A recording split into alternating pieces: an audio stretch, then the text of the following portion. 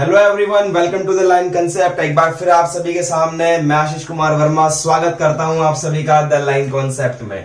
तो पिछले लेक्चर तक हमने बात कर ली थी कुछ बेसिक्स की।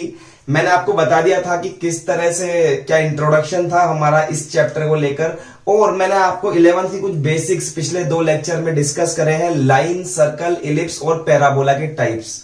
मैं आशा करता हूं कि वो 3 लेक्चर आपने ढंग से देखे होंगे, क्योंकि वो बहुत इंपॉर्टेंट है। स्टार्टिंग से लेकर ही मैंने बिल्कुल जीरो से वहां पर बताया है आपको।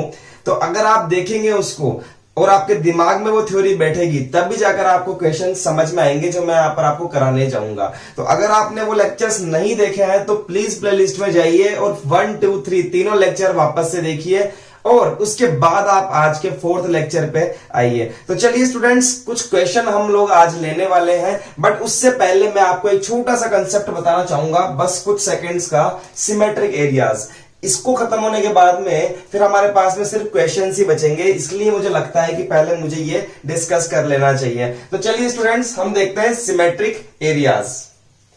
देखिए स्टूडेंट्स, सिमेट्री का मतलब आपने पढ़ा होगा कि मतलब एक जैसे, सममित, समझ रहे हैं? जैसे कि ये चीज आपको डायग्राम से अच्छे समझ में आएगी कि ये एक्स एक्सिस है और ये वाई एक्सिस है।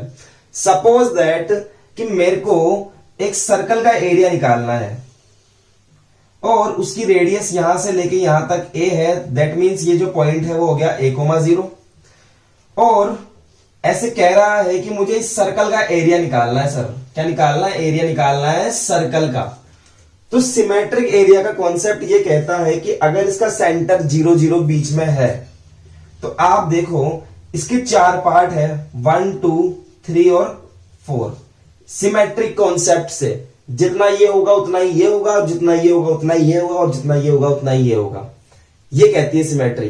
तो आप सिर्फ और सिर्फ यहां नाम दे लो OAB, आप सिर्फ और सिर्फ एरिया ऑफ OAB फाइंड कर लो, OAB फाइंड कर लो, और साथ उसको मल्टीप्लाई कर दो 4 से। आपने तो किसका निकाला? सिर्फ एक पार्ट का, और उसको मल्टीप्लाई कर दो 4 से। तो आपको क्या मिल जाएगा?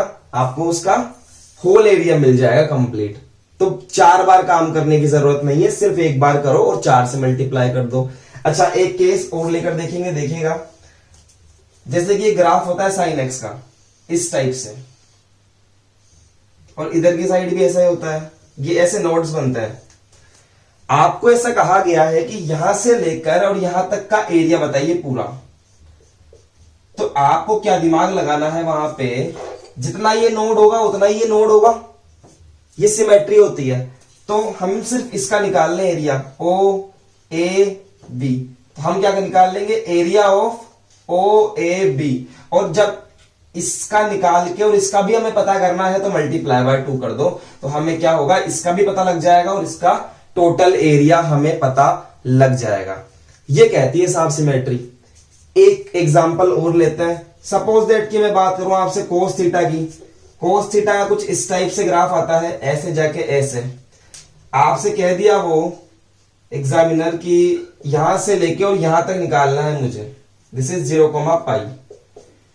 तो आपको क्या करना है? सिंपल सा, इस फर्स्ट वाले पार्ट का फाइंड करना है बस, और उसको मल्टीप्लाई बाय 2 करना है OAB। तो क्या हो जाएगा? इसका एरिया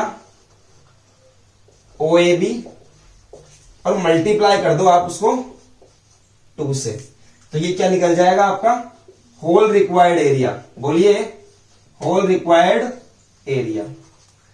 समझ में आई आपकी बात? यहां पर भी सेम टू सेम वही काम करना था। यहां लिखिए इसको whole required area, whole required area या फिर शेडेड एरिया।